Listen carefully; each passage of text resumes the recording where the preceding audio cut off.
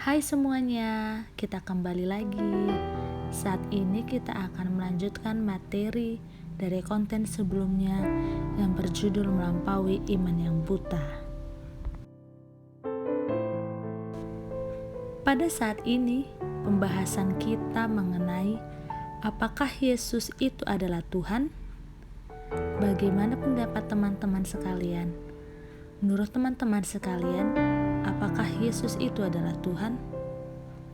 Mungkin kita akan melihat beberapa poin untuk kita pertimbangkan bahwa kita dapat mengatakan Yesus adalah Tuhan.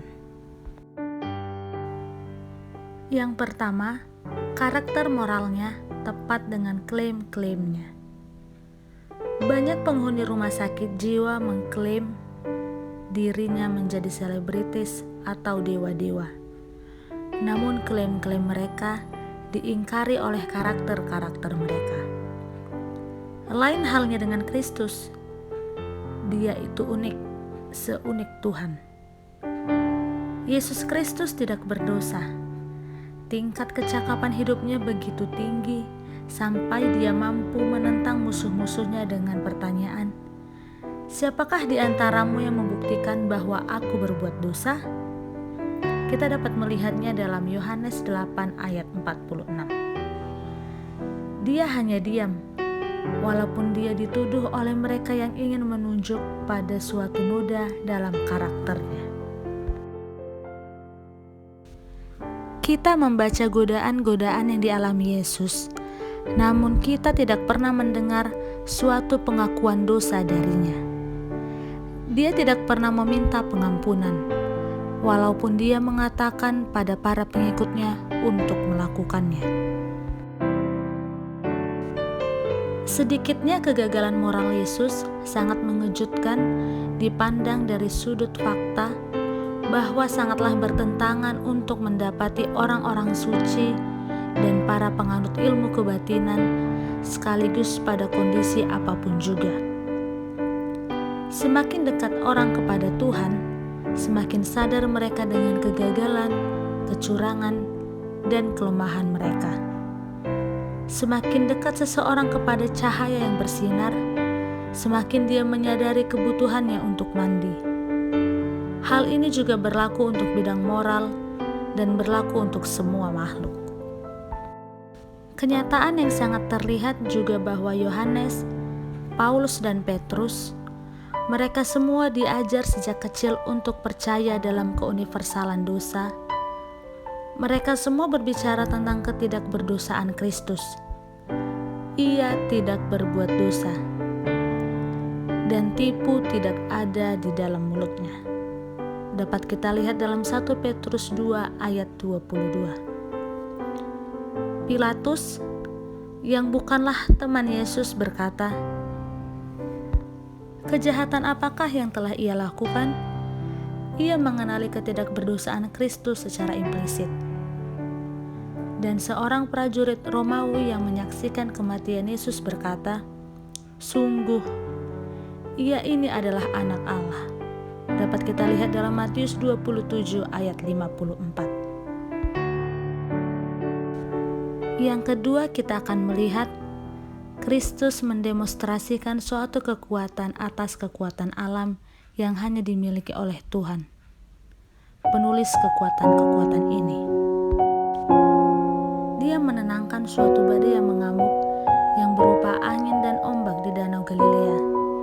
Dengan melakukannya, dia memicu orang-orang yang ada di perahu dengan pertanyaan yang mempesona.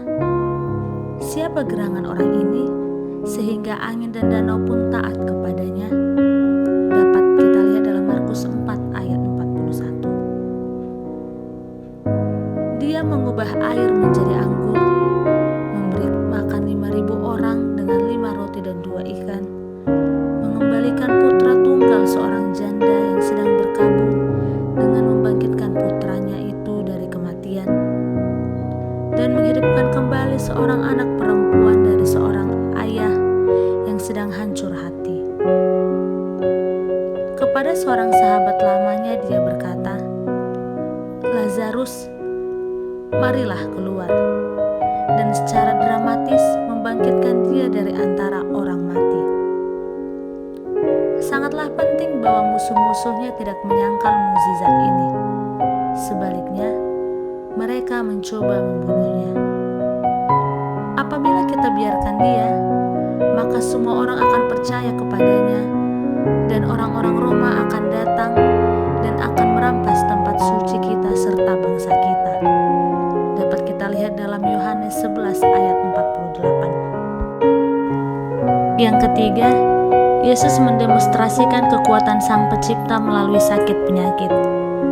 Dia membuat orang lumpuh berjalan, orang bisu berbicara, dan orang buta melihat. Beberapa penyembuhannya merupakan cacat-cacat bawaan dari lahir yang tidak mungkin ditangani dengan penanganan ilmu kejiwaan. Yang paling menonjol adalah orang buta yang tercatat di dalam Yohanes pasal 9. Walaupun orang buta itu tidak dapat menjawab para penanyanya yang spekulatif, pengalamannya yang cukup untuk meyakinkannya. Tetapi satu hal yang aku tahu, yaitu bahwa aku yang tadinya buta dan sekarang dapat melihat, serunya. Dia sangat heran bahwa teman-temannya tidak mengenali penyembuh ini sebagai putra Allah. Dari dahulu sampai sekarang tidak pernah terdengar bahwa ada orang yang memelekkan mata orang yang lahir buta, katanya.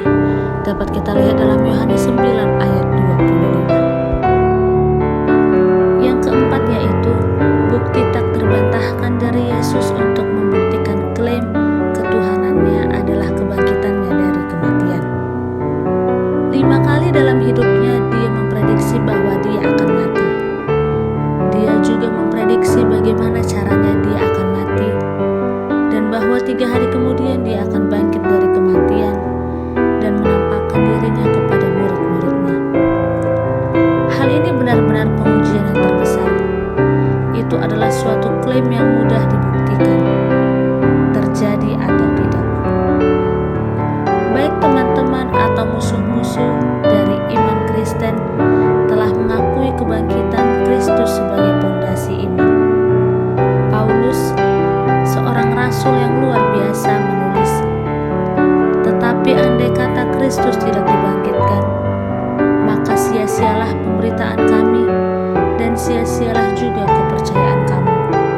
Dapat kita lihat dalam 1 Korintus 15 ayat 14. Paulus meletakkan semuanya pada kebangkitan tubuh Kristus. Baik dia bangkit atau tidak, jika benar, hal itu merupakan kejadian paling sensasional